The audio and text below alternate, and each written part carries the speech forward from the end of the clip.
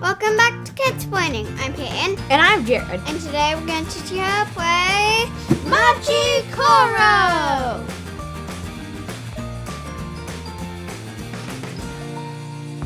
Machi Koro is a card drafting, dice rolling, city building game for 2 to 4 players from Pandasaurus Games. In Machi Koro, you're the new mayor and it's your job to make your town the best.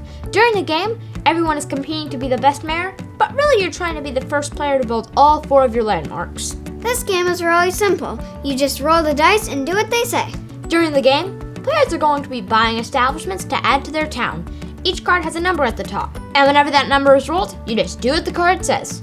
There's a little more to it than that, but that's the basic idea. The game includes the starting cards, landmarks, establishment cards, dice, and coins. The starting cards have yellow backs, and the rest of the establishments have blue backs. These containers don't come with the game. We printed them on a 3D printer, and they work really great.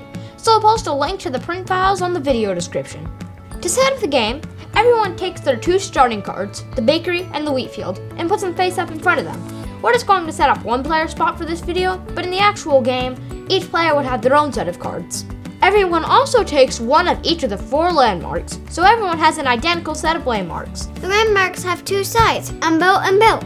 Put your landmarks in front of you with the unbuilt side up. That's the side with the bulldozer on it. Put any unused starting and landmark cards back in the box. Then everyone takes 3 coins, and you can put the rest of the coins to the side as the bank.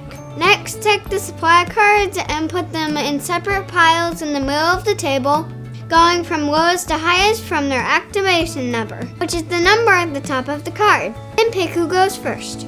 Now let's talk about the cards. On the establishment cards, the number at the top is the activation number. So on this card, if I roll a 9, then it activates. But on this card, if I roll a 2 or a 3, then it activates. Then this symbol shows the type of the card, and then there's the name, and then this little number in the coin is the build cost. And at the bottom of the card is the effect, which tells you exactly what the card does when it's activated. And then they have these cool little pictures.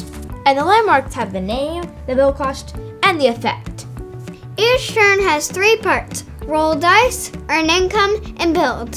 You can only roll 1 dice at the starting of the game, but after you get your turn station, you can roll 2. So, the active player rolls the dice, and whenever number is rolled, all the cards with that number on top are activated and you do what they say. And that's the earn income part of the turn. So if you roll a 1, all of the wheat fields activate, and everyone with a wheat field will get 1 coin for each wheat field they have. If you have multiple copies of a card, you earn for every card you have. So if I have 3 wheat fields, I would earn 3 coins every time a 1 is rolled. There are 4 types of establishments, which are color-coded, and they activate differently, but they all say exactly what they do at the bottom of the card. Blue cards activate on anyone's turn, so if you have a blue card and that number is rolled, then you get the money for it.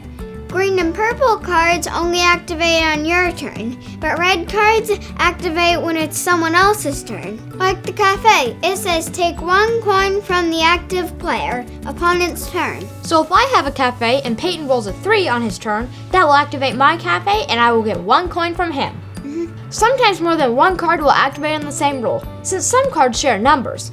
If that happens, you activate red cards first, then blue and green, then you activate purple cards last. Since red cards activate first, if you don't have enough money to pay everyone else that has a red card, you only pay with what you have at the beginning of your turn, and you pay in counterclockwise order. If you run out of money before everyone gets paid, then you ignore the rest of what you owe. Then after that, you earn money from your establishments. The last part of your turn is building. If you want to and you have the money to, you can build one of these establishments or build one of your landmarks. The cost to build is this number in the middle of this coin. Whenever you build, pay what it costs to the bank, and then take the card from the middle of the table and add it to the cards in front of you. If it's a card you already have, then stack them so you know how many of that card you have. You can have as many blue, green, and red cards in your city as you want and are able to buy. But each player can only have 1 of each kind of purple card, and there's only a certain number of each card available, so pay attention so you don't miss out on something good. To build one of your landmarks, you pay the cost, and then you flip the card over so the yellow side is facing up. You can build your landmarks in any order, and once you build one of your landmarks, you gain the effect on the bottom of the card for the rest of the game. Players build their landmarks individually, and you only get the effects of landmarks you have built, not landmarks other players have built. And the first player to build all 4 of their landmarks first wins. Let's talk strategy for a second. You want to get a lot of cards with different numbers so you're more likely to get paid. But keep in mind that when you're buying cards, the middle numbers like 6, 7, 8, and 9 are more likely to be rolled when you're rolling 2 dice. This game is really fun, but since there's a lot of cards, it can seem complicated at first. But remember, you roll the dice, then check to see if the roll matches any of the cards in front of you. If they do, then do whatever the cards say. Red cards first, then blue and green, then purple last. And after that, you can build one thing. Then it's the next player's turn, and play continues clockwise around the table until someone builds all 4 of their landmarks. And that's Machikoro. If you have any questions or if you have a game you want us to teach, leave us a comment. Thanks for watching. And be sure to subscribe right here. Watch our other videos over here. See you later. Bye!